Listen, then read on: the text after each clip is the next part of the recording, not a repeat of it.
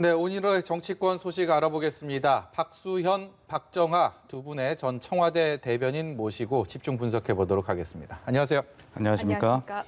개천절 집회 얘기부터 해보겠습니다. 이번 추석 연휴 기간에 개천절이 끼어 있습니다. 개천절 집회를 정부에서는 강력하게 하지 말아달라. 방역을 때문에 지난 광복절 집회 그런 방역 실패 아픔이 있었기 때문에 거기에 대한 강한 의지를 계속해서 표명하고 있는데 드라이브 스루 방식을 제기하기도 했고 여기에 대해서도 안 된다. 지금 이런 상황이거든요. 오늘 행정법원에서 관련된 이런 신문도 있고 과연 이 부분을 어떤 법적인 판단은 또 하게 될지도 궁금합니다. 예, 결과적으로 이제 헌법적 가치 정신을 어떻게 존중해 줄 것이냐의 문제가 있고요. 예. 또 이 방역적 측면에서 이 부분을 어떻게 해석해야 될 거냐는 것이 이제 서로 대화가 되는 중인데 네. 저는 충돌이라고 보지는 않습니다. 다만 오늘 이제 50명 이하로 확진자가 떨어지는 것이 49일 만이지 않습니까? 네. 그래서 8월 15일 광복절 집회가 이 제 두 번째 유행의 어떤 직접적인 또 전적인 원인이라고 저는 얘기하지 않지만 네. 그것이 기폭제가 된 건 사실이고요. 그렇기 때문에 그런 50일 동안에 우리 전 국민이 사회적 거리두기 강화를 통해서 또 얼마나 많은 또 국민들이 협조가 있었습니까? 그동안에 이제 겨우 이제 50일 만에 50인 이하로 이제 줄였는데 사실은 그런 헌법적 정신, 가치의 좀 제한 축소에도 불구하고 그런 광복절 집회를 생각해 보면 이번만큼은 한 번은 예. 우리가 방역을 위해서 좀 그런 제한적인 권리를 좀 받아들이면서 협조를 하자 이런 차원인데 어쨌든 뭐 여러 가지 의견이 있을 수 있습니다만 저는 예. 뭐 거기에 국민이 협조하시는 것이 지난 50일 동안 국민의 희생과 헌신을 생각하면 좀 바른 처사가 아닌가 이런 생각을 합니다. 예. 지금 제한적인 권리를 행사한다라고 표현을 하셨는데 지금 이재명 지사가 한 이야기를 들어보면은 방역에 방해가 되지 않는다면은 차량 집회는 허용을 해야 한다거든요. 이게 일단은 사실은 운집이 됐을 경우 코로나가 집단으로 이제 발병할 확률이 높았으니까 지난 8.15 집회에서도 봤듯이 예. 그래서 이제 정부에서는 하지 말아라라고 했던 거고 그다음 보수단체 일부에서는 그러다 보니까 드라이빙 스루 방식까지 이제 고안해 낸 거예요. 근데 이재명 지사가 얘기한 거는 그럼에도 불구하고 이런 방식을 고안해 내서 국민의 의사를 전달하겠다는데 그럼 받아줘야 되는 거 아니냐? 그러니까 여권으로서는 조금 다른 말씀을 하셨고 어제 이제 정의당도 그런 입장을 냈어요. 참여연대도 마찬가지고. 이러다 보니까 저는 양측이 다 좀 애매한 것 같아요. 일단은 보수단체 일부에서는 집회 안 한다고 발표한 곳도 좀 덜어 있거든요. 그러니까 굳이 정부가 저렇게 하는데 저는 이건 정치적인 해석에 이제 들어가서 굳이 정부가 저렇게 얘기를 하고 보수단체의 집회가 코로나19의 확산의 주범이다. 라고 이렇게 몰리는 상황에 굳이 저걸 이렇게 강행해야 될 필요가 있을까? 늪에 빠지는 건데 예. 다음에 다른 방식으로 해도 되는데 이런 생각이 하나 있고요. 정부 대응에 있어서는 조금 그래요. 그러니까 수단과 목적이 막 바뀌어가고 있는 거. 그러니까 가령 뭐 드라이빙 스루 방식에서 차가 몇 대가 연이어 달리는 것도 아니고 두 대만 가도 뭐 이거는 시위라고 인정을 할 거고 그다음에 벌점을 40점을 적어서 면허를 완전히 취소를 시키겠다고 너무 과하게 그러니까 코로나19 확산을 방지하는 게 목적인지 아니면 개천절 집회를 방지하는 게 목적인지 이전 목적 수단이 너무 방법을 강하게 하다 보니까 혼선이 되고 있는 상황이 아닌가. 그래서 저는 좀 양쪽 다 좀 중간선에서 어느 정도 정리가 됐으면 하는 생각이 듭니다. 저희 뉴스리번지에 출연하시는 패널 분들은 그렇게 합리적인 판단을 많이 해주시더라고요. 그러니까 예. 집회는 좀 안 했으면 좋겠는데 네. 그렇다고 정부가 너무 이렇게 강하게 나가는 것은 또 적절치 않지 않느냐라는 그런 의견들 많이 주시는데 박정하 대변인도 그런 말씀을 해주셨습니다. 공무원 피격 사건 얘기를 좀 해볼 텐데요. 오늘 또 해경에서 관련된 중간 조사 결과 발표도 나왔고요. 근데 대북 규탄 결의안이라는 게 있습니다. 이제 지난주 목요일이었죠. 목요일 날 합참에서 이 사건에 대해서 첫 브리핑을 한 이후에 정치권에서는 대북, 북한을 규탄하는 결의안을 채택해야 된다라는 움직임이 끌어올랐다가 하루 만에 전통문을 통해서 통지문을 통해서 김정은 위원장의 사과가 전해진 뒤에 민주당의 태도가 조금 바뀌었습니다. 결국은 어제 본회의를 통해서 좀 처리를 하자라는 그런 움직임이 있었는데 실제로 불발이 됐어요. 민주당 태도가 왜 바뀐 겁니까? 민주당은 태도가 바뀐 적이 없습니다. 이 사건이 났을 때부터 민주당이 먼저 강력한 대북 규탄 결의안을 채택해야 된다라고 하는 것이 민주당의 의견이었고요. 예. 그래서 이제 국방위 차원에서는 이제 강력한 대북 규탄 결의안이 된 것 아니겠습니까? 예. 그런데 아시다시피 이제 24일 날 대통령의 강한 대북 메시지가 나왔고 그리고 25일 날 이례적으로 북한이 통지문이 왔어요. 예. 북한 통지문의 이중성에 대해서는 뭐 저도 처음부터 이건 좀 아닌 것 같다라는 생각을 하고 있지만 그건 차트 나중에 이야기하기로 네. 하고 우선 그런 상황의 변화가 있는데 그래서 이제 일관되게 규탄 결의안은 하자 이렇게 돼 있었는데 이제 국민의힘이 거기에 긴급 현안 질의를 같이 해야 된다라고 해서 이제 의견이 좀 안 맞던 중에 결과적으로 이제는 국민의힘이 양보해서 우리가 긴급 현안 질의 주장 안 할게 규탄 결의 하자 이랬는데 이제 통지문이 온 거예요. 그러다 예. 보니 그 이전에 강하게 만들었던 규탄 결의문 이것에 대해 내용을 좀 미세 조정을 하자. 그러니까 결과적으로는 시신을 불태웠느냐 안 태웠느냐라는 그 문제, 예. 그걸 넣느냐 아니냐의 문제인데 민주당은 아직 그것이 확인된 사실이 아니니까 예. 총격은 사실이지만 네. 그 총격을 한 것에 대한 강한 규탄을 하되 나중에 이 시신을 훼손한 것에 대해서는 나중에 확인되면 추가로 그 부분을 다시 규탄을 하더라도 네. 지금 현재에서는 어떤 가정을 전제로 사실로 이렇게 해서 거기까지 넣는 거는 좀 무리가 있지 않냐 그래 그걸 조정하자고 했는데 그 입장의 차이가 잠깐 있는 것입니다. 예. 국민들이 생각할 때 추석을 앞두고 사실은 이 건에 대해서는 뭐 길게 얘기할 것도 없는 상황이라고 저는 생각을 합니다. 그러니까 우리 대한민국 국민이 어떤 연유로든 전 북한 해역으로 가서 사살을 당하고 시신이 훼손됐다는 거는 오늘 국방부가 또다시 입장을 번복하지 않고 시신이 네. 훼손된 것은 맞는 것 같다라는 자기네 입장을 계속 고수하고 있어요. 예. 이제 그런 상황에서 국회가 대북 결의문을 채택을 안 하고 네. 그냥 넘어간다는 건 저는 국회가 임무를 방기하고 있는 거 아닌가라는 생각이 들고요. 그게 이제 한번 시계열로 쭉 따져보면 뭐 실종이 됐고 그 다음에 사살이 됐다. 이후에 시신이 훼손이 됐다.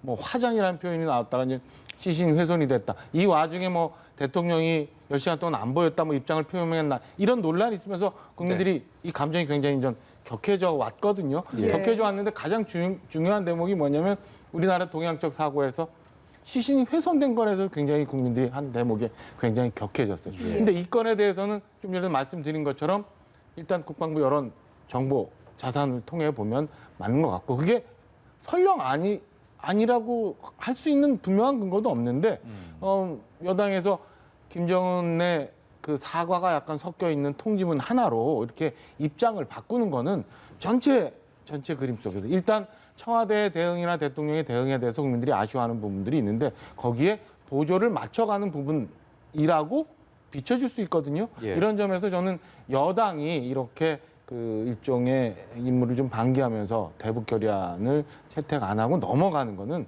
저는 잘못된 처사라고 보여지고요. 이거를 또다시 야당한테 뭐 현안 질의 때문에 이렇게 됐다 안 했다 아니면 뭐 증거가 불충분했다라고 얘기하는 거는 글쎄요. 대한민국 국민으로서 대한민국 국민을 대표하는 국회로서 옳은 처사가 아니라고 저는 생각을 합니다. 아니, 저도 이 대북 규탄 예. 결의안은 반드시 국회에서 해야 된다고 보고요. 예. 그러니까 강력한 국회의 규탄 결의안이 대통령과 정부의 대북 협상이나 진상조사 이런 책임자 처벌을 요구하는 정부의 목소리를 높이는 지렛대 역할을 할 것이 분명해요. 예. 안 하자는 것이 아니라 그런 상황의 변화에 따른 그 부분을 좀 분리해서 하자는 것이 민주당이 아니기 때문에 어쨌든 뭐 야당의 저런 주장은 굉장히 합리적이고 맞다고 저도 생각을 합니다. 네. 아까 말씀하셨듯이 그러나 여당의 입장도 있는 것인데 하자는 것이니까 네. 빨리 어쨌든 협의를 해가지고 추석 전에 강력한 대북 규탄 결의안을 어떻게든 하는 것이 중요하다 생각합니다. 네. 그 시신 훼손 문제와 관련해서는 사실 이게 여야 문제로 넘어가면 정쟁이 될 수밖에 없고 결국 북한과의 공동 조사가 이루어져야만 뭐 진실 규명이 가능할 것 같은데 저희 쪽에서 요청을 해서 지금 북한에서는 반응이 없는 상황이라서 어떤 식으로 좀 입장이 나와야 될까요? 이거는 사실 대한민국뿐만 아니라 국제사회가 굉장히 공분을 하고 있는 사안이에요. 그러니까 보편적인 인류의 문제, 인권의 문제인데 이 건에 대해서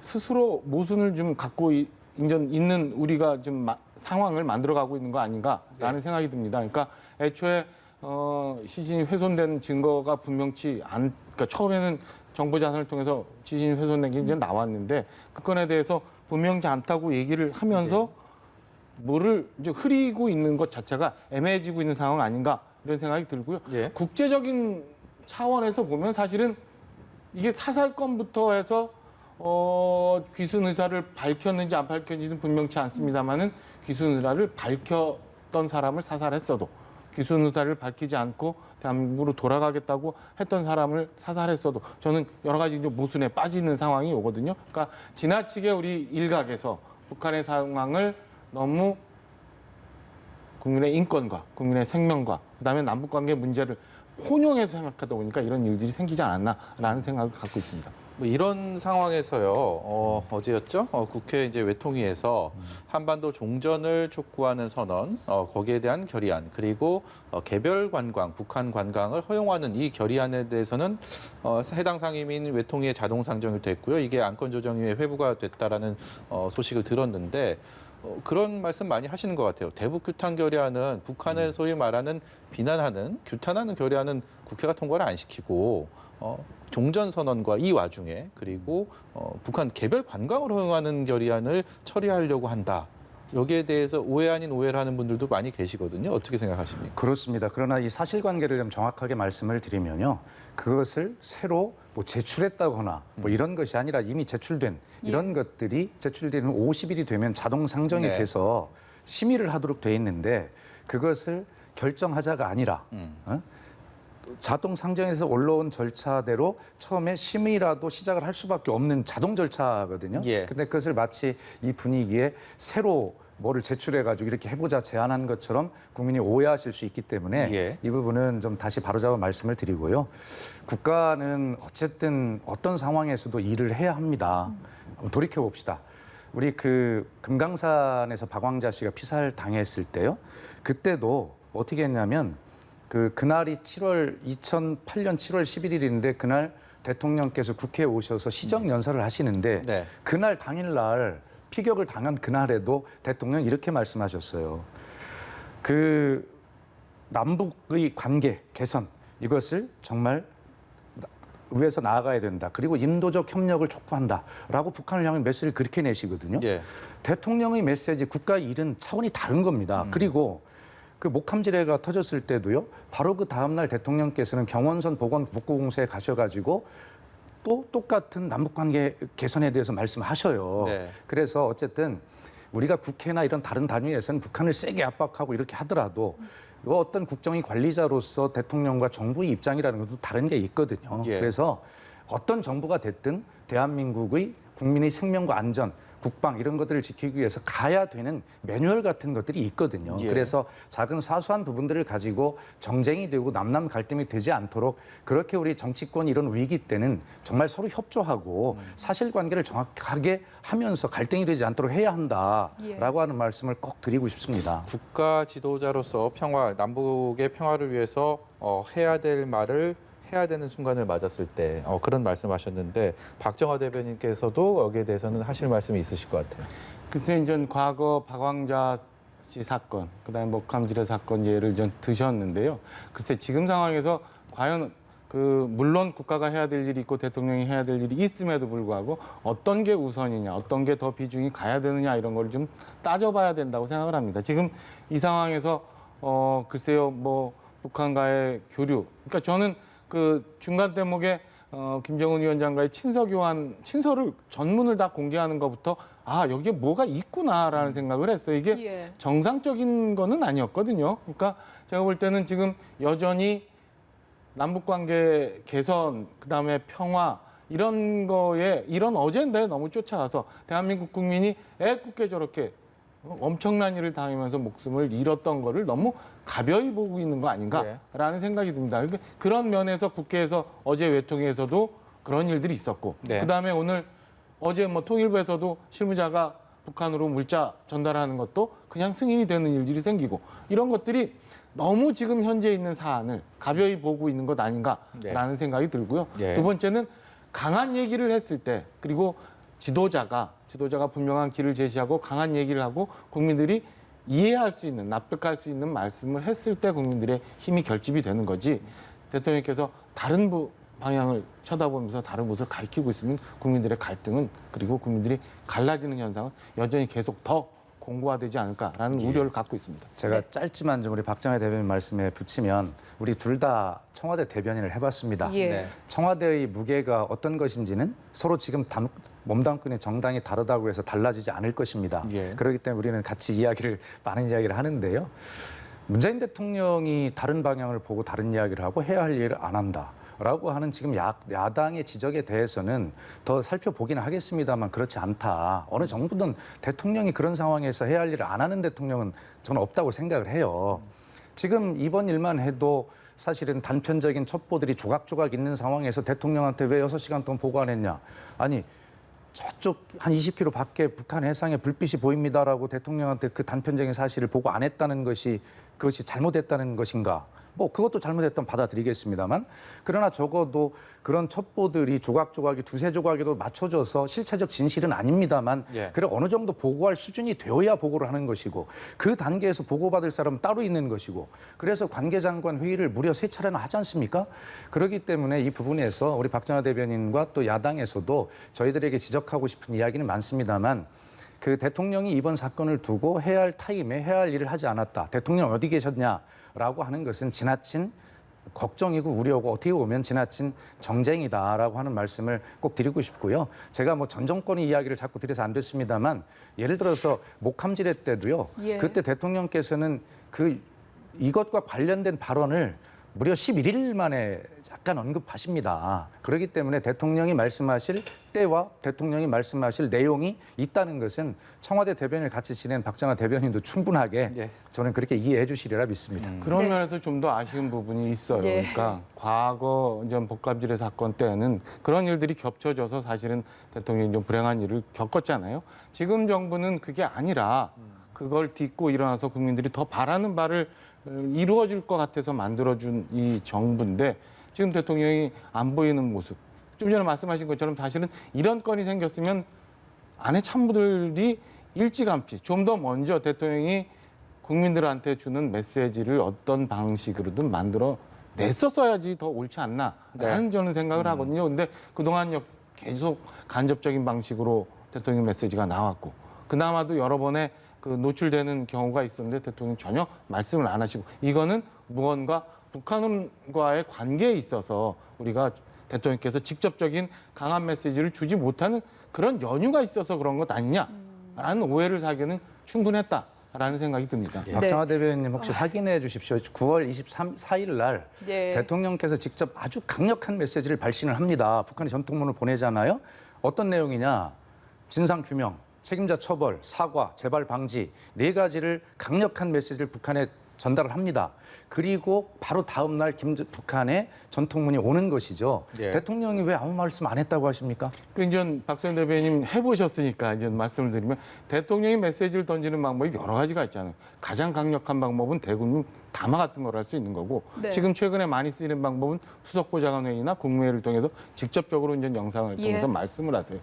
그게 영상을 통해서 대통령의 직접적인 말씀이 나오는 것과 대변인의 성명을 통해서 논평을 통해서 전달해지는 것과 무게가 틀리거든요. 저는 예. 그런 거를 말씀을 드립니다. 안에서 참모들이 여러 가지 방법을 고민했을 때 예. 너무 이 건을 좀 약하게 보기 위해서 줄였던 것 아니냐. 대통령이 너무 쉽게 판단했던 거 아니냐라는 점을 지적하고 있는 겁니다. 예. 네, 그 실종 공무원과 관련해서 마지막으로 하나만 더 질문을 드리도록 하겠습니다. 앞서도 제가 이야기를 드렸다시피 해경의 오늘 중간 수사 결과 발표가 있었는데요. 그 실종된 공무원이 월북한 것으로 판단된다라는 내용이 발표가 됐고요. 당시 상황과 함께 채무 내용도 공개가 됐는데 유족들은 여전히 반발을 하고 있는 상황이고 사실은 월북 의사가 있었느냐 없었느냐 자체가 지금 사건의 논란의 핵심인가라는 부분에 있어서도 좀 의문이 있는 것 같고 최대한 좀 신중해도 괜찮지 않느냐라는 부분에서 의문이 있어서 여기에 대해서 어떻게 생각하시는지 궁금합니다. 그러니까 아까도 제가 말씀드렸지만 북한에서 이례적으로 빨리 온 전통문은 의미가 있다라고 하는 건 뭐 세계적으로 다 평가를 하고요. 다만 거기에 담겨 있는 그 내용들이 사실인가에 대해서는 북한 입장에서 보면 사실대로 말할 수 없는 부분이 있다고 저는 생각을 합니다. 그것은 북한의 그 기관 하급 기관과 상급 기관이 보고 뭐 이런 정황 속에 소통이 잘 안 됐거나 또는 의도적으로 축소했거나 왜곡했거나 거짓 보고를 했거나 왜냐하면 책임 관계가 따르니까요. 예. 그리고 전체적으로 제대로 다 보고가 됐다 하더라도 북한 최고 당국에서 보면 세계를 향해서 어떤 북한의 이미지를 개선해 나가야 될 필요성이 있는 김정은 위원장 입장에서 보면 자칫 잘못하면 이 천인 공노할 만행을 저지른 이 비정상국가 비정상 지도자의 이미지가 세계를 향해서 발생될 것이 뻔하기 때문에 예. 아마 그런 차원에서 이걸 쉽게 얘기하면 톤다운 시키고 이런 정도로 해서 우리가 알고 있는 사실과 또 북한이 전통문에 얘기한 경위 이런 것들이 상당한 차이가 있어요. 지금 네. 말씀하신 것 중에 월북이냐 아니냐의 문제도 지금 그렇고요. 예. 그다음에 시체를 어떻게 처리했느냐의 문제도 그렇고 예. 이렇게 쟁점이 제가 볼 때 한 4가지 정도 있는데 그렇기 때문에 이 문재인 대통령이 지시한 공동조사라고 하는 것은 그냥 말로만 하는 것이 아니라 북한 지도자가 사과를 담아서 왔는데 거기다 대고 우리 못 믿겠어 공동조사해야 되겠어라는 그런 이미지거든요. 그래서 이런 북한 전통문에 담긴 어떤 그 이해하지 못한 우리와 차이가 있는 이 쟁점들을 공동조사를 통해서 예. 우리는 밝히자라고 제안을 강력하게 한 것입니다. 예. 마지막으로요. 박정화 대변인 말씀 듣도록 하겠습니다. 해경이 오늘 뭐 그렇게 해서 발표를 했습니다만 좀 섣부른 감이 있지 않나라는 생각이 듭니다. 그러니까 신문 과정을 어느 정도 거치면 분명히 그 피살된 공무원의 신원이라는 건 분명히 나오는 거고 예. 그다음에 우리 쪽에서 빚이 얼마 있다 없다라는 정황 증거만 가지고 월북을 했다고 단정할 수는 없는 것 아닌가 싶은 생각이 예. 들고요. 두 번째는 개인이 민간인이 그 북한 영해에 들어가서 총을 가진 군인들 앞에 가서 그 상황을 맞았을 때 목숨을 살리기 위해서라도 거짓말로라도 월북할 수 있다라고 얘기할 수도 있다고 저는 봐요. 예. 네. 이런 것들을 보면 여러 가지 정황상 너무 섣부르게 해경이 무언가의 그림을 쫓아가면서 맞춰서 지나치게 빨리 월북을 했다라고 지금 단정해서 수사 결과를 발표한 거 아닌가라는 생각이 듭니다. 해경도 가능성이라는 단어를 썼고요. 유족들도 가능성을 얘기를 했습니다. 두 쪽에서